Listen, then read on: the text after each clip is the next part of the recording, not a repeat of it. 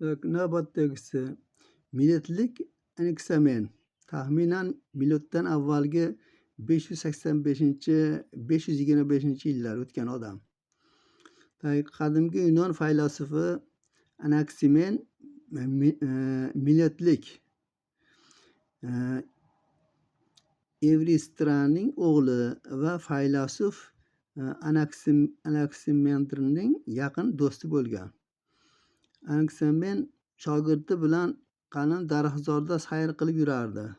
Suhbat orasida shogirdi undan so'rab qoldi: "Ustoz, mana siz buyuk ilmlardan saboq olgan, ko'p yillik hayotiy tajriba orttirib, donishmandlik maqomiga erishgan insonsiz.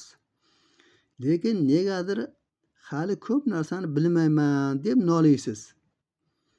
Nahotki sizdek donishmand uchun ham yechilmagan savollar bo'lsa bu dunyoda?" debdi. Faylasuf o'ylanib qoldi va tayoq olib yerga ikkita doira chizdi. Bu doiralarning biri kichkina, ikkinchisi kattaroq edi. "Mana bu kichkina doira seni bilimlaring, kattasi esa meniki", dedi Anaksimen. "Ushbu doiralardan tashqaridagi maydon esa hali biz anglab yetmagan bilimlardir.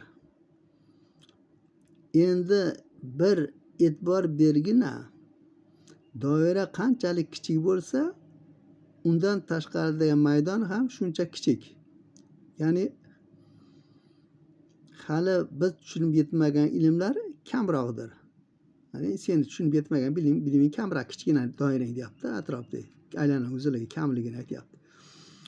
Doira katta bo'lsa, buning aksi, ya'ni insonning bilim doirasi qanchalar keng bo'lsa, bu doiraga tutash noma'lumlik maydoni ham shunchalar kengdir. Ya'ni qancha nima bo'lsa, doira katta bo'lsa, keng bo'ladi. Haligi tushunmagan narsalar qancha bilim katta bo'lsa, shuncha ham haligi tushunmagan narsalar ko'p bo'ladi demoqchi bo'lyapti.